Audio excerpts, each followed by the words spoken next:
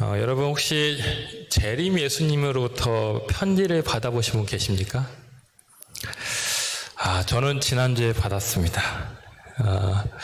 가끔 그 신천지로부터 편지가 오는데요. 지난주에는 재림 예수교 천국 복음 전도회라는 이단에서 편지가 왔습니다.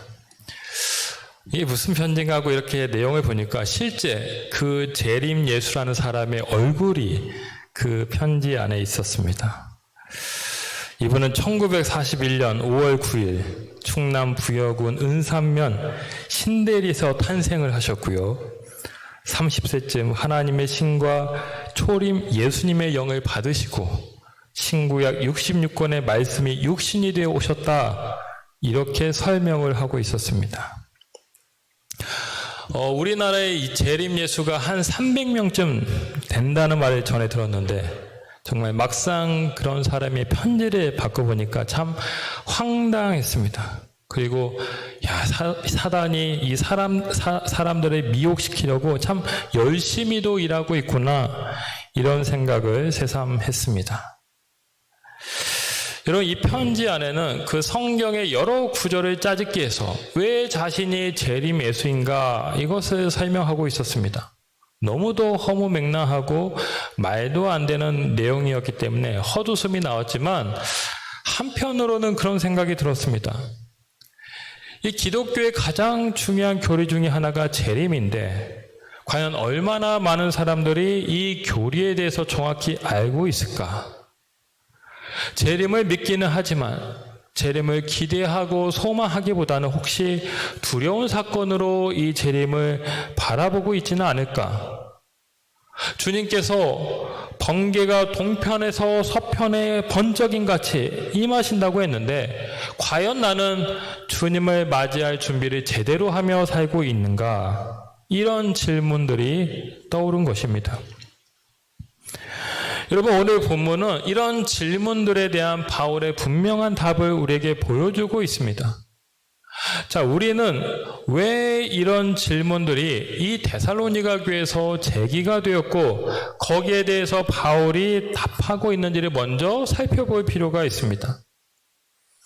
여러분, 이 데살로니가 전서는 신약 성경 중에서 가장 먼저 기록된 서신서입니다. 대략 주후 50년경에 기록되어졌다라고 추측을 하고 있습니다. 자, 이 당시 데살로니가 교회 성도들 가운데는 잘못된 오해가 있었는데, 그것은 무엇이냐? 예수님의 재림이 임박했다, 예수님이 곧 오신다, 이런 생각들이 퍼지면서 두 가지 문제가 그 교회 안에 발생이 되었습니다. 하나는 일부 신자들이 게으름에 빠진 것이었습니다. 주님이 곧 오실 텐데 무엇하러 밖에 나가서 일하나? 일할 필요가 없다. 일상적인 마땅히 해야 될 책임과 의무를 소홀히 하는 문제가 발생한 것입니다. 또한 이미 죽은 자에 대한 염려가 생겨났습니다. 이미 죽은 신자들이 주님께서 재림할 때 구원을 받지 못하는 것은 아닌가, 이런 두려움이 생겼다라는 것입니다. 자, 바울은 이런 잘못된 오해를 하나하나 바로잡고 이 재림에 관한 바른 교훈을 이제 가르치고 있는데, 먼저 바울은 말합니다. 주님은 도둑같이 재림하는 것은 맞지만 그것은 구원받지 못한 이들에게 그렇게 된다라고 말씀합니다.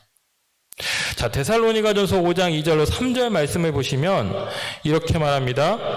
주의 날이 밤에 도둑같이 이를 줄을 너희 자신이 자세히 알기 때문이라. 그들이 평안하다 안전하다 할 그때에 임신한 여자에게 해산의 고통이 이름과 같이 멸망이 갑자기 그들에게 이르리니 결코 피하지 못하리라. 자, 멸망이 갑자기 그들에게 이른다, 이런 말씀을 하고 있죠. 여기 이 멸망을 갑자기 당하게 되는 그들이 누구입니까? 바로 구원받지 못하는 자들, 다시 말해서 어둠에 속한 자들이죠. 자, 계속해서 데살로니가전서 5장 4절로 5절 말씀을 다시 보면 이렇습니다. 형제들아, 너희는 어둠에 있지 아니하며 그날이 도둑같이 너에게 임하지 못하리니 너희는 다 빛의 아들이요 낮의 아들이라. 우리가 밤이나 어둠에 속하지 아니하나니. 자, 바울은 이 세상의 사람을 두 부류로 나누어서 보고 있습니다. 바로 어둠에 있는 자들과 빛에 속한 자들, 어둠의 아들과 빛의 아들, 밤의 아들과 낮의 아들, 이렇게 나누어서 바라보고 있죠. 자, 주님이 임하실 때 그 주님이 마치 도둑같이 임할 것이라고 하는 자들은 바로 어둠에 있는 자들입니다. 이들은 주님을 모르고 주님을 알지 않기 때문에, 믿지 않기 때문에 주님이 올 때 당황하게 된다는 것입니다. 마치 도둑을 만나서 깜짝 놀라게 되는 것처럼 이들에게 예수님의 오심은 갑작스러운 일이 될 것이다. 그리고 멸망을 피하지 못할 것이다 라고 말씀하고 있죠. 자, 반면 구원받은 자에게는 주님이 어떻게 임하시느냐? 결코 도둑같이 임하시지 않는다는 것입니다. 왜냐하면 그리스도인은 빛의 아들이기 때문에 그렇다라는 것이죠. 빛의 아들은 어떤 자를 말할까요?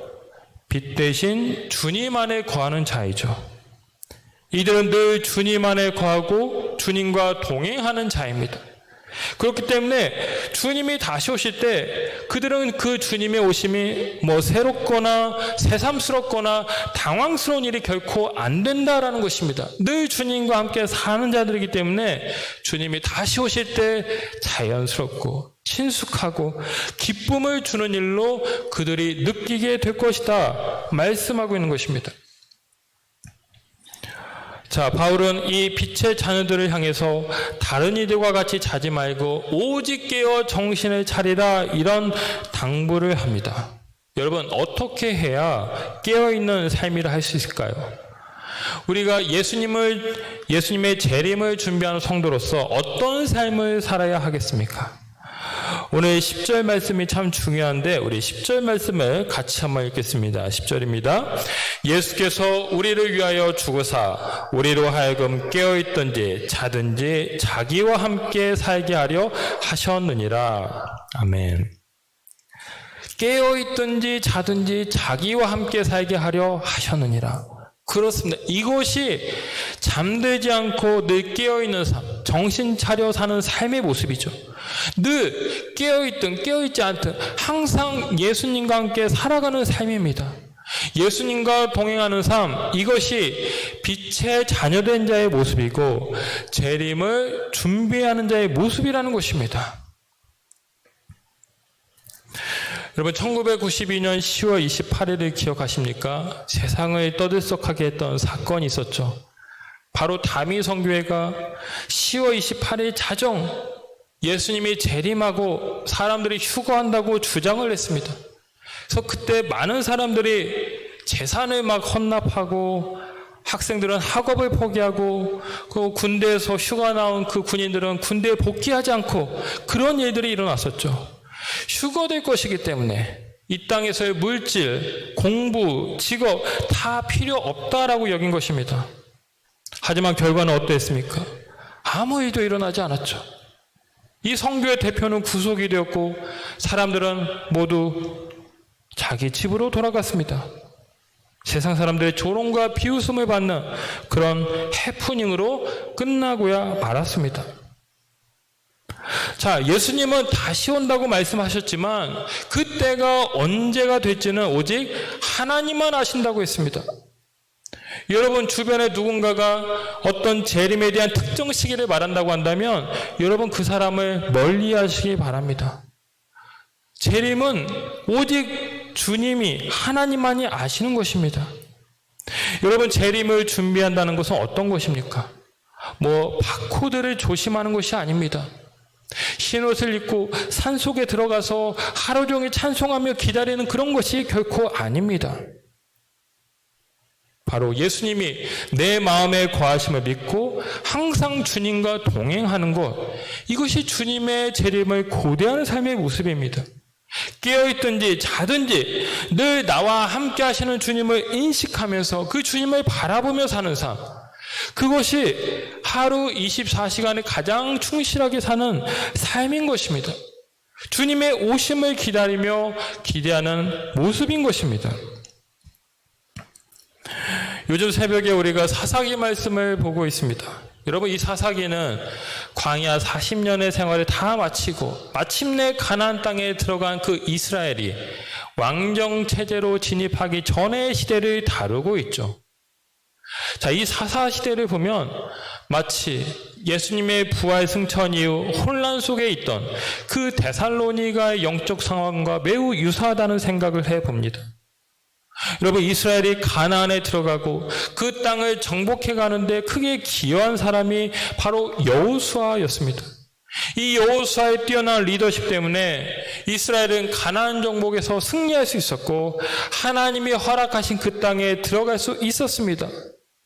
자, 그런데 이 여호수아가 자신의 소명을 다하여 죽은 뒤에 사사시대가 시작되면서 이스라엘은 본격적으로 믿음의 시험대에 오르게 됩니다. 영적 지도자의 부재 속에서 이제 가나안을 쫓아내고 하나님이 허락하신 그 땅에 정착해야 될 사명이 주어졌는데, 이때 이스라엘 지파 가운데는 두 가지 모습이 나타난 것입니다. 바로 하나님이 함께 하심을 믿고 하나님을 의지한 족속이 있었는가 하면, 하나님이 함께 하심에도 하나님을 의지하기보다 세상을 바라보고 세상 두려움에 빠져 살아간 자들이 있었다라는 것입니다. 하나님의 함께 하심을 믿은 자들은 어떠했을까요? 가나안과의 싸움에서 모두 승리했습니다. 요셉 족속은 베델성을 손쉽게 함락했습니다. 하나님이 지혜를 주셔서 그 성을 먼저 정탐하게 하고 성의 정보를 파악해서 성을 공략하였습니다. 마치 여리고 성에 정탐꾼을 보내서 그 성을 무너뜨렸던 것처럼 하나님의 도우심으로 베델성을 자신들의 성으로 가져갈 수 있었습니다. 자, 반면 하나님이 함께 하심을 바라보지 않은 족속들은 어떻게 되었습니까? 하나같이 가나안을 쫓아내지 못했습니다. 가나안은 물리치고 진멸해야 될 대상임에도 그들은 가나안과의 공생을 허락합니다. 그들을 노역으로 부린다는 명목으로 그들의 거주를 허락하지만 그 결과 이스라엘은 가나안의 그 신을 받아들이면서 우상 숭배하는 죄를 범하게 된 것입니다. 특히 단 족속은 더 심각했죠. 이들은 아모리 족속을 물리치지 못하고 오히려 그 족속에게 밀려서 산간지방으로 쫓겨나는 신세가 되었습니다. 훗날 요셉 족속이 도와주어서 겨우 땅을 차지하긴 했지만 하마터면 가나안 족속의 종이 될 뻔했던 것입니다. 이 가나안을 물리치지 못한 이스라엘 족속들의 특징을 보면 하나같이 하나님이 함께 했다라는 구절이 나오지 않습니다. 하나님이 함께하는 그런 백성다운 삶을 살지 않았다라는 것입니다. 이 사사기는 우리에게 분명하게 보여주는 것이죠. 하나님과 함께할 때는 승리하지만 하나님과 함께하지 않을 때 실패한다는 그 분명한 공식을 우리에게 보여주고 있는 것입니다. 오늘 우리의 모습을 돌아봅니다. 지금 이 시대는 영적인 혼돈과 무질서가 난무하는 시대입니다. 이 포스트 모더니즘의 영향으로 사람들은 진리라는 것 자체를 의문시합니다. 인정하지 않죠. 상대적인 것이 곧 절대적인 것이다. 오히려 이렇게 주장을 합니다. 내 주관적인 생각과 느낌이 곧 진리라는 것입니다. 내 마음을 쫓아 내 마음을 따라 살아가는 삶이 행복한 삶이다, 이렇게 여기면서 오히려 자기 자신을 절대화하고 신격화하는 이런 우상 숭배의 시대를 지금 살아가고 있는 것입니다. 여러분, 디모데후서 3장에 보면 이 말세의 특징이 나오죠. 첫 번째가 이것입니다. 자기를 사랑하며 돈을 사랑하며 자랑하며 교만하며 비방하며 부모를 거역하며, 이렇게 말세에 자기를 사랑하며 이 일이 첫 번째로 나타나게 될 것이다 라고 했는데, 지금 우리가 그런 시대를 살아가고 있는 것입니다. 자기가 신이 되고 자기를 우상화하는 그런 시대입니다. 이 사사시대의 특징을 한마디로 말하면 자기 소견에 옳은 대로 행하였다, 이 말씀이죠.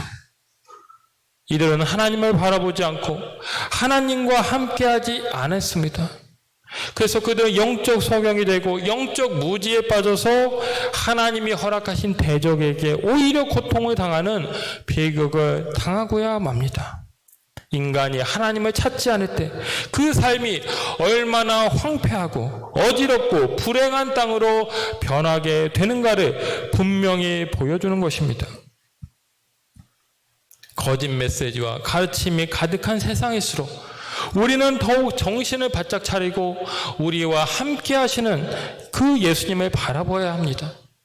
예수님과 함께 할 때 세상의 거친 파도와 풍랑이 밀려와도 흔들리지 않습니다. 주님이 언제 어디서 재림하시더라도 기쁘게 맞이할 수 있고 하나님 나라의 영원한 주인공으로 살아가는 은혜를 누리게 되는 것입니다. 중요한 것은 예수님과 함께 사는 삶입니다. 내 중심에 예수님을 모시고 살 때 비로소 우리 삶은 안전해지고 안정되어진다는 것을 믿으시기 바랍니다. 자, 오늘 우리가 읽지는 않았지만 이 5장 12절 이하를 보면 이제 주님과 함께하는 삶의 모습이 어떤 것인가를 매우 구체적으로 우리에게 말씀하고 있습니다. 주님과 함께하는 사람의 모습. 자, 특별히 이 16절에서 18절은 우리가 매우 좋아하는 또 유명한 구절이죠. 5장 16절로 18절 말씀을 우리 같이 한번 읽어보시겠습니다. 항상 기뻐하라, 쉬지 말고 기도하라, 범사에 감사하라. 이것이 그리스도 예수 안에서 너희를 향하신 하나님의 뜻이니라. 아멘. 자, 예수님과 함께 사는 사람에는 여러 가지 특징이 있죠. 이들은 근면합니다. 주님이 주신 삶의 어떤 자리에서 최선을 다해 수고하고 열매를 거두는 자이죠. 또 화해의 사도가 되어서 주변 사람들에게 평화를 끼칩니다. 이들의 삶에는 언제나 기쁨이 넘치고 늘 기도에 힘쓰는 사람입니다. 자, 이와 더불어서 이 예수님과 함께하는 사람의 가장 큰 특징은 또 무엇이냐? 감사가 넘친다는 것입니다. 이들은 좋은 일이 있어도 감사하지만 어렵고 힘든 일, 괴로운 일 중에도 감사합니다. 무엇이 이들의 범사에 감사하도록 만듭니까? 세상의 조건 때문에 그런 것이 아닙니다. 눈에 보이는 환경 때문에 그런 것이 아니죠. 이들 안에 있는 예수님 때문에 그런 것입니다.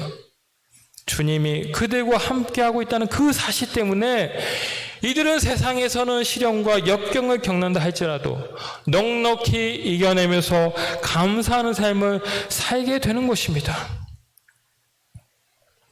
여러분, 오늘은 맥주 감사주일인데요. 이 출애굽기 23장 16절에 보면 이렇게 말을 하고 있습니다. 맥주절을 지키라. 이는 내가 수고하여 밭에 뿌린 것에 첫 열매를 거둠이니라.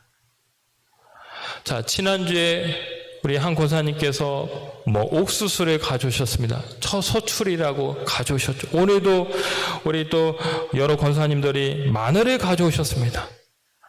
첫 소출, 첫 수확에 대한 감사로 이 맥주 감사주일날 하나님께 가셨죠. 참 귀한 헌물입니다.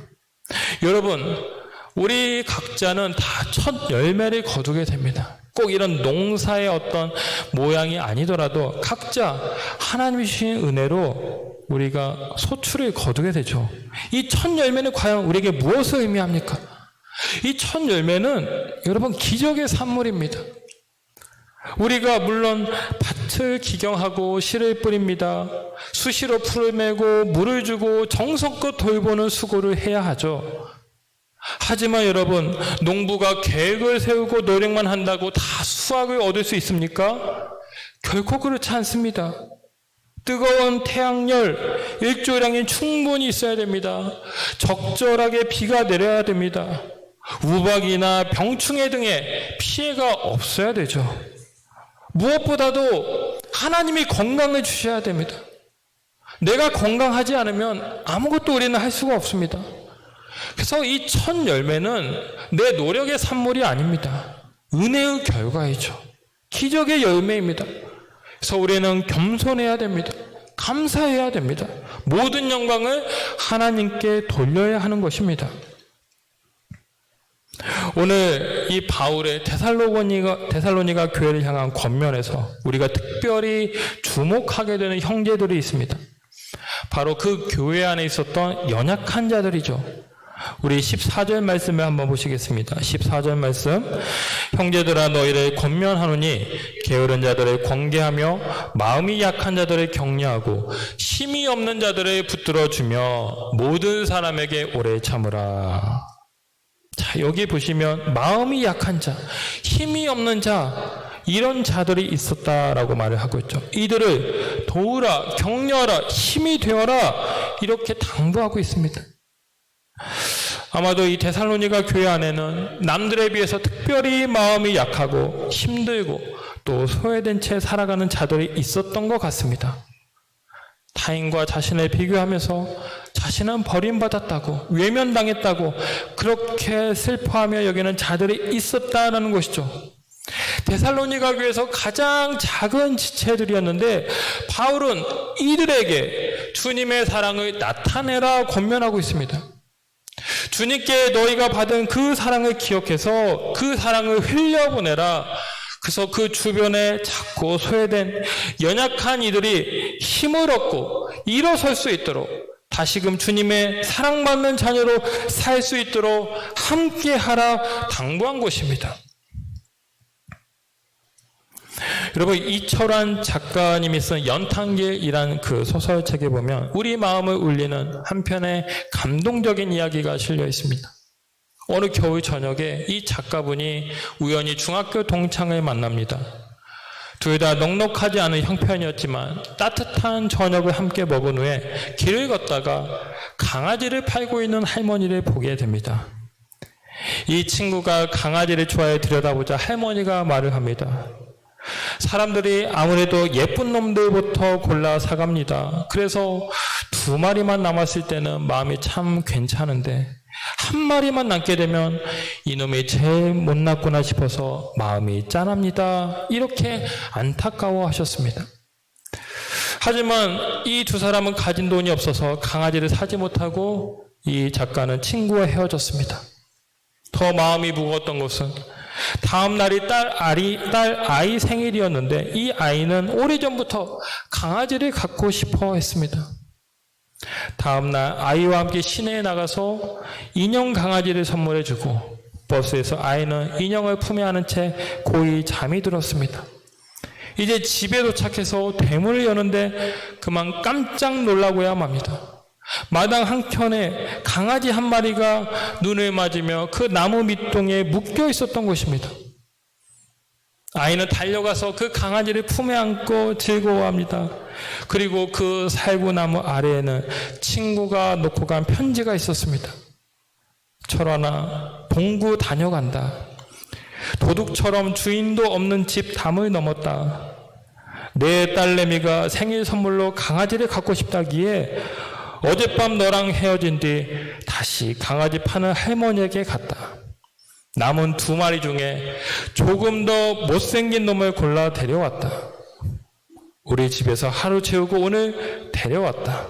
이 강아지 학교 다닐 때 내 모습을 많이 닮았더라. 나처럼 못나고 공부도 못했던 애들은 어디 가나 찬밥이었지. 그런데 예수님은 그런 사람들, 못나고 힘없는 사람들을 제일로 사랑하셨더라. 힘내라. 너는 멋진 소설가가 될 거야. 틀림없이. 이 편지를 들고 그 안철한 작가는 눈 내리는 하늘을 바라보면서 하염없이 눈물을 흘렸다라고 말했습니다. 그렇습니다. 우리가 연약할 때 세상은 그런 우리를 비웃죠. 우리의 고통에 무관심합니다. 나 몰라라 하지만 그러나 결코 우리를 버리지 않는 분이 계십니다. 끝까지 우리를 사랑하시는 분, 바로 예수님이라는 것입니다. 십자가가 그 증거이죠. 예수님께서 십자가에서 철저히 버림받으셨기 때문에 우리는 결코 버림받지 않습니다. 이 사실 하나만 기억해도 우리가 이 세상에서 감사로 살아가야 함을 깨닫게 되는 것입니다. 예수님의 이름은 자기 백성을 저희 죄에서 구원할 자, 이런 뜻이죠. 그런데 여러분, 예수님께는 또 하나의 이름이 있습니다. 바로 임마누엘이죠. 하나님이 우리와 함께 하신다. 하나님이 나와 함께 하신다. 이것이 예수님의 또 다른 이름입니다. 주님은 지금도 우리와 함께 하시고 우리를 사랑하시고 계십니다. 이것을 마음으로 믿고 이 사실을 누리며 살아가는 것이 바로 신앙입니다. 주님이 내 안에 있음을 확신하고 주님과 함께 깨어 살아가는 것이 현재의 충실한 삶이고 다시 오실 주님을 준비하는 삶인 것입니다. 오늘 본문 5장 마지막에는 또 가장 중요한 말씀이 나옵니다. 우리 본문 5장 23절 24절 말씀을 같이 한번 읽겠습니다. 시작. 평강의 하나님이 친히 너희를 온전히 거룩하게 하시고 또 너희를 온 영과 혼과 몸이 우리 주 예수 그리스도께서 강림하실 때 흠없게 보존되시기를 원하노라. 너희를 부르시는 이는 미쁘시니 그가 또한 이루시리라. 아멘. 믿음을 가지고 살기가 참 어려운 세상입니다. 한쪽에서는 이 세상에 신은 없다 이러면서 우리의 믿음을 조롱하죠. 또 다른 한쪽에서는 너도 나도 내가 재림 예수, 내가 신이다 이렇게 주장하면서 믿는 자를 미혹하고 있습니다. 우리가 어떤 자세를 가지며 살아야 합니까? 바로 하나님께서 우리의 영과 혼과 몸을 흠없게 보존해 줄 것이라 믿고 우리는 오직 주님을 바라보는 것입니다. 주님께서 내 믿음을 온전하게 흠없게 아름다운 모습으로 완성하실 것임을 믿고 아무 염려하지 말면서 주님과 동행하며 살아가는 것, 주님과 함께 살아가는 것, 그것이 오늘 우리의 모습이 되어야 한다는 것입니다. 상반기가 지나고 새로운 하반기가 시작되었습니다. 주님은 어제도 우리와 함께 하시고 있고 하셨고 지금도 우리와 함께 하시며 앞으로도 함께 하실 것입니다. 늘 나와 함께 하시는 그 주님을 바라보면서 범사에 감사하며 살아가시는 여러분들 다 되시기를 주님의 이름으로 축원합니다. 기도하겠습니다. 아버지 하나님, 우리와 함께 하시고 우리와 동행하셔서 우리의 아버지가 되시고 우리의 구주가 되신 것 감사를 드립니다. 주님, 자든지 깨어있든지 언제나 나와 함께 하시는 그 주님을 바라보면서 주와 동행하여서 이 거칠고 험한 세상 속에서 언제나 믿음으로 승리하고 범사에 그 주님을 바라보며 감사하며 살아가는 우리의 삶이 될 수 있도록 축복하여 주시옵소서. 감사드리며 예수님의 이름으로 기도하옵나이다. 아멘.